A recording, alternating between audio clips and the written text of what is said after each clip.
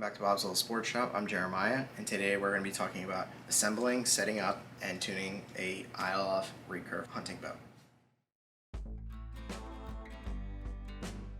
What we have here is a Hoyt Satori, and we're going to be setting this up, getting it ready for any kind of target shooting, hunting, whatever you're going to do. When you open up the packaging, or this case rather, you pull out your riser and your two limbs, your stringer. So if you look at the limbs, they have a label right here. Most ILF limbs do have some kind of label here right under the connection, and it'll tell you what the poundage is. It almost always tells you the length, the poundage, and it'll say top or bottom limb. In this case, this one is the top limb and this one is the bottom limb. When you're doing your setup, I usually start with the top limb. It doesn't really matter. You can see there's this little silver piece right here. We have the track right there, and that's where that goes. And this little U shape right there is going to go right onto the limb bolt. So it goes in like this, and you'll hear a click, just like that. And then same thing on the bottom, just like that. Now we have this assembled. You're going to take your string. However you put away your string, try to put it away in some way that it doesn't lose the twists. So hopefully you can maintain your brace height. I look at my two loops. I got a big loop and a small loop. Big loop goes on the top, small loop goes on the bottom. Keep them together. I don't want to lose twists. On the top limb here. What I'm going to do is I'm going to slide it right over the top limb. Slide it down like that. And then on the bottom, I'm going to hook it on there, just like this. Grab my stringer. Now this is really important. After you put the big loop over the top and you slide it down the limb, and then you take the small loop and hang it on the bottom, you're going to take this pocket, because your recurve stringer is going to have a pocket on one end. So you take that pocket and you're going to cover the side that's already done, which is always the bottom. And then you're going to go with this little rubber boot here. It's going to go over the string, and it's going to go towards closer to the riser. That's going to give us room to move the string up the limb. So we're going to put that rubber boot right there behind the string, so the string can move freely that way. So the next thing, we're going to put that string from the stringer on the ground. Step on that. Don't step on your bowstring. Make sure you step on the stringer. So I want to get that as close as I can to the string. And what I'm going to do is I'm going to pull straight up. So I'm actually standing a little bit. So I'm going to pull straight up, and then I'm going to slide this, and I'm going to use my arm to flex the bow. So I'm using this arm to flex the bow while I slide the string up onto the loop. And I put my fingers right at my thumb and my index finger on the sides here and push it right up into that groove right there. So push and pull. There you go. Pull up and I push the string right there, just like that. Alright, so getting into the tune of the bow, different bows are going to come with different things to help out with the tune, the setup, all that stuff. This one in particular, with the Hoyt Satori, it's going to come with these, this is your strike plate. A lot of bows already have this built into the riser, so they come with a strike plate and they come with a hair piece that goes on top of that. They also have different spacers that are going to go on top of that strike plate to basically adjust your center shot. And then down here is going to be something that's going to be soft, some kind of hair, or I have soft side of Velcro right here, and that's just going to cover that riser, the arrow, from contacting the riser, causing excessive wear on the shaft of the arrow or even on the riser. Like I said, in this case it comes with a strike plate, and you can put spacers in there. I didn't need to, just the hair on top of that was just fine, and the spacer ended up working perfectly for me. When you're looking at it, this is what's, if you're looking at it and say you do have a Satori and you're looking to change the strike plates, or maybe you're trying to figure out how thick of a piece of leather you're going to put there for your strike plate, say on like a Bear Recurve, those ones tend to have the piece of leather there, so trying to figure out what you're going to put there based on the size of your arrow. What I have is a gold tip airstrike. So what I do when I'm looking at this is I attach the arrow and I look down the center here to determine what spacer, or how many spacers, if any, I'm going to add to my strike plate.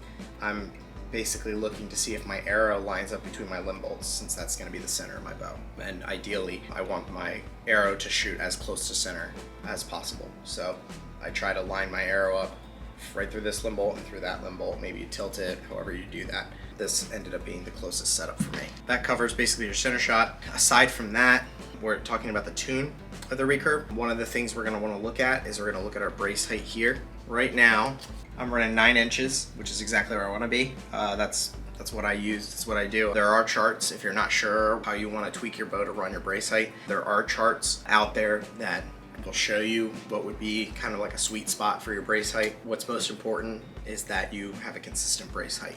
So if you choose to have a little bit longer brace height, I run a little bit longer brace height. 9 inches is a little long for this bow. It's a 64-inch bow, but I don't mind that. That's kind of what I prefer. I just prefer a longer brace height. So you can do whatever you want with it. You can run a shorter brace height, you can run a longer brace height. But if you're not sure what you want to do, then like I said, there's gonna be some spine charts on there. Anyway, brace height. Just mentioned brace height. If you don't know what brace height is, what it is it's the measurement from the grip, from the throat of the grip there, and that's gonna run right to the string. And how you decide to measure that brace height is up to you, whether you're gonna run the line on the far side of the string, the close side of the string, or the center of the string. You decide what you're gonna do, but just keep it consistent. Right now I'm running right through the center of the string, I believe. Yeah, I'm right through the center of the string. However you decide to determine that. Or if you have some kind of bow square or something like that, people use those different ways. Some people will hook it on the string and lay it down across the shelf. Some people will put the 2 hooks that would go on the string right in the throat of the grip. However you want to do it, that's up to you. Just make sure that you're doing it consistently every time so that you can make sure you have a consistent brace height. That's going to be the most important thing, because if your brace height changes, it's going to change your shot placement. We want to make sure that we have consistency in our equipment, especially if you're going to be shooting instinctive. We still want consistency in our equipment with other methods of aiming, but most importantly, if you're shooting instinctive, you need consistency in your equipment, because you want to make sure that how you know to shoot the bow, it's going to be the same every time. Because if you're going to be aiming the bow instinctive, then the bow needs to be shooting the same all the time. You can't have one tune one day and a different tune a different day. So, brace height. That covers brace height. It's really just that simple, just the space between the string and the grip. What we would do if I did not have the brace height there, if I did not have 9 inches, say I had 8 3/4, what I would do is I would de-string the bow, and after I de-string the bow, I would I'd take off the bottom loop, and if we were 8 3/4 and I needed 9 inches, then I would put a couple twists into the string, making it a couple twists tighter, and then that would increase my brace height.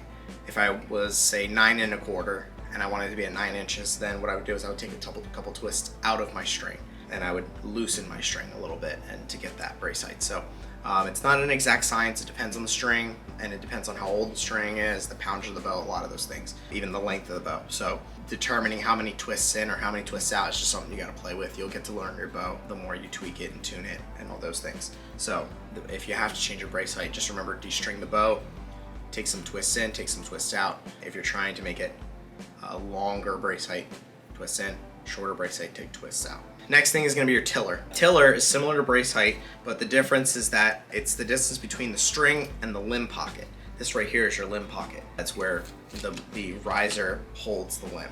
Right now, I'm about 7 1/2 on the far side of the string. And then down on the bottom, I'm about 7 1/8 on the far side of the string. What I'm running here is I'm running what's called the negative tiller. The negative tiller is when the bottom limb pocket has a greater distance between itself and the string than the top limb pocket. There's different ways to do your tiller. Typically you don't want an even tiller. You actually want your bow to be tillered positive or negative. Like I said, negative is larger space on the bottom, positive is larger space on the top. So if you're shooting split finger, ideally you'd want to have a positive tiller, and you'd want to have a larger space between the top limb pocket and the string than the bottom limb pocket and the string. The reason why I'm running a negative tiller with a larger distance on the bottom is because I'm doing 3 fingers under. So that's going to be the tiller that you want to have. Some people do different things. I usually do somewhere around like 1/4 of an inch difference. That's usually what I'll do. Right now, I'm running about a 1/2 inch. So if I want to adjust that in my tiller, then what I would want to do, so if I want to increase the distance here to match, or not match, but to make it 1/4, then what I would want to do is I'd want to de-string the bow, and after de-stringing the bow, then you'd want to loosen this bolt right here, and then tighten this one back up against it, because there's two separate, there's a set screw in the back and there's the bolt in the front. So you'd loosen that bolt, and then you tighten this one back up against it. And what that would do is, when you loosen this bolt, that's going to bring the limb out like this, and it's going to increase the distance in your tiller. If I wanted to keep it at 1/4 of an inch, or say if I wanted to keep it at a 1/2 an inch. If I wanted to keep it at a 1/2 inch, like I said, right now I'm at an 1/8 over here, 7 1/8 and 7 1/2. If I want to keep it at a 1/2 inch, then what I would do is to make this tiller smaller, to make it an even 7, make this a 7.5, then what I would want to do is I'd want to loosen the screw and tighten that one. And that would bring the limb forward, bringing the string forward, decreasing the tiller. So let's go through it. Just explain what to do, but what I'm going to do is I'll just do the adjustment to make this an even 7 and keep this at 7.5, and we can kind of see how it works after the explanation. So now we have the bow destrung. What we're doing is we want to decrease the tiller on the top limb. So if we want to decrease that, we're going to loosen it back.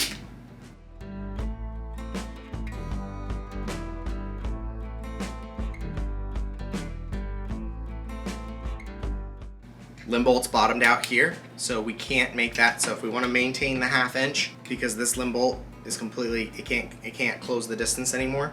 So if we wanted to maintain that distance, then I would give this an 1/8 inch, because we're an 1/8 inch away from being a full 1/2 inch difference between the two. So if I wanted to maintain that, then I would change this one. But let's just do the 1/4 inch, just that way we can see some kind of result. For the 1/4 inch, then what we'll want to do, we're actually going to want to loosen this just a little bit. And we're going to tighten it. You'll feel it when you're changing it. After you loosen the front, as you start tightening the back, you're going to feel that set screw go right up against the bolt, and you'll feel it tighten, and that'll be good, just like that.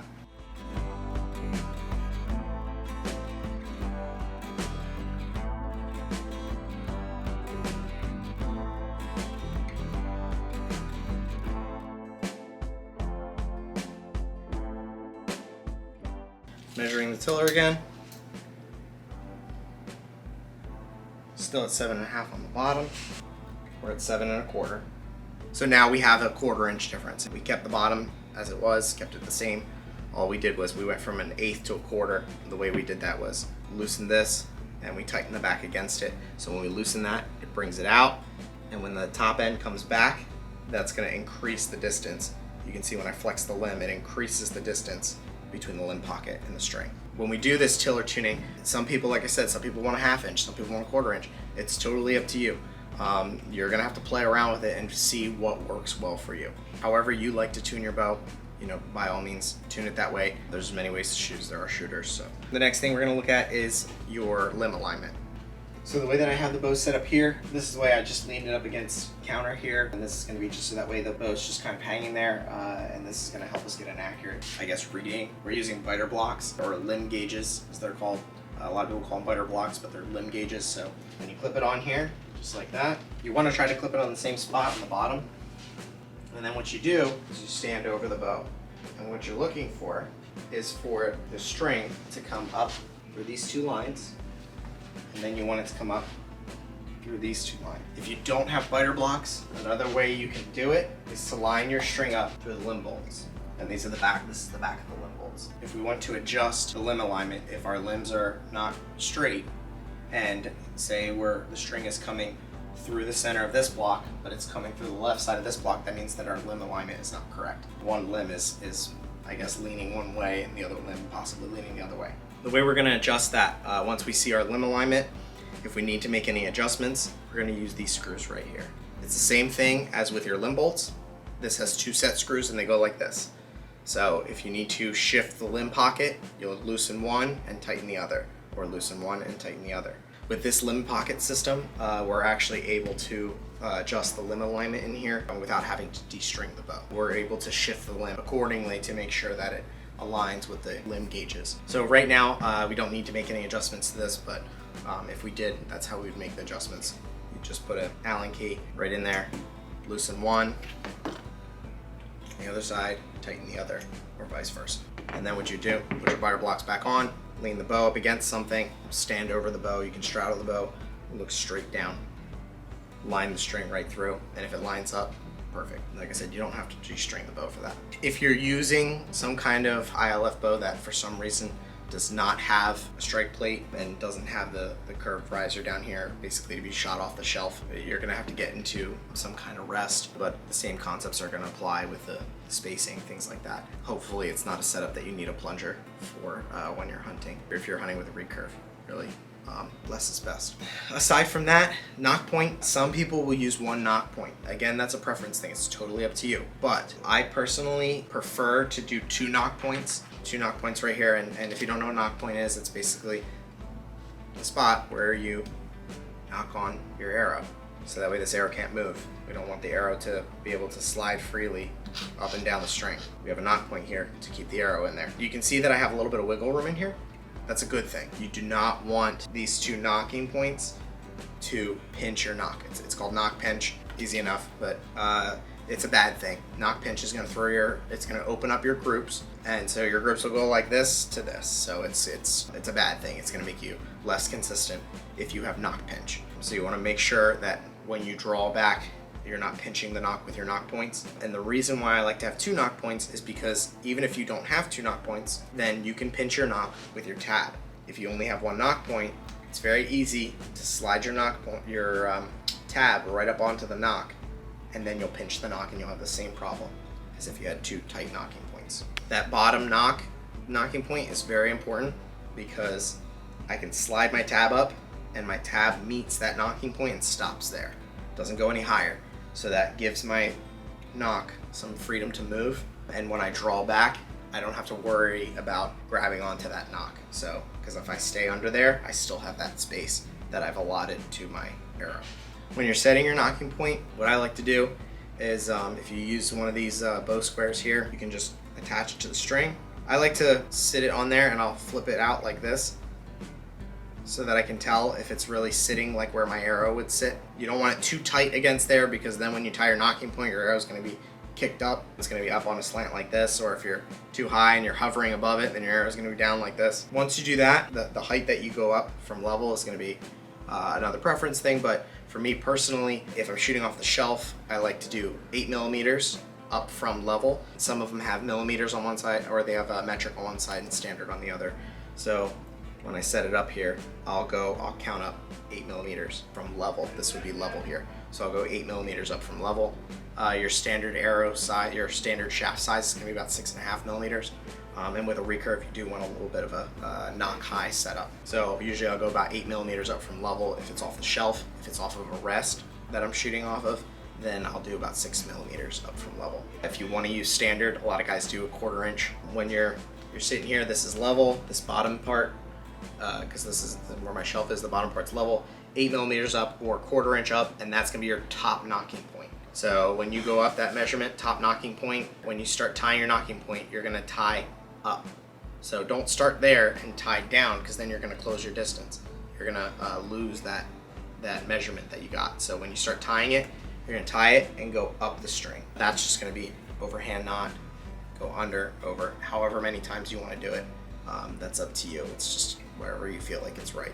And then after you do that, after you tie your top knock point, you give yourself I give myself about 1/8 of an inch. You give yourself 1/8 of an inch, start tying your bottom knock point.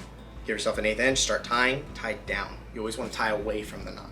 When you start tying, tie away from the knock. Don't tie towards the knock, because you're just gonna give yourself knock pinch.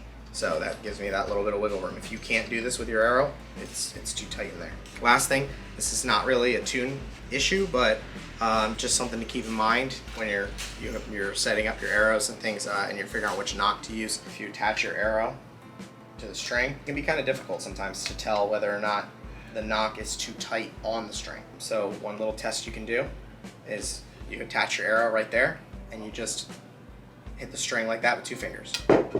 If your arrow falls, then that means that basically your serving isn't too thick, or it's not too tight for your knock. So if you can strike it like that and drop your arrow, then that means that it's not too tight, so it's perfectly fine. If you strike the string like that and your arrow stays on the string, that's an issue. It means your knock's too tight. But like I said, not really a tuning issue, but just something to keep in mind. Aside from that, that's pretty much how you tune a recurve. Depending on how often you take down your bow completely, that's gonna determine, how often you could kind of change your tune. I break down my bow completely when I travel with it, and I use that case that Hoyt gives you with the bow. So I tend to have to do like a tune every time I reassemble the bow. Some people will use like a bow sock. Those are great, they're phenomenal, and it will protect your bow from scratches, and it does help with I guess moisture getting on the bow and things like that. It can help with that. And then in that case, you just slide the string down and the string stays on the bow. So if the string stays on the bow, it's less likely to lose its twist and lose its tune. So it's kind of nice. I'll show you what I do to help prevent losing the twists. So when I pull the string off, I grab the loop and I hold it, make sure I don't lose my twists. Same thing on the top, make sure I don't lose my twists. And then what I'm gonna do is I match them together and I go like this. Bottom loop goes in the top loop, and then I push the big loop through the small loop, pull it tight. And that's gonna prevent it from losing the twists.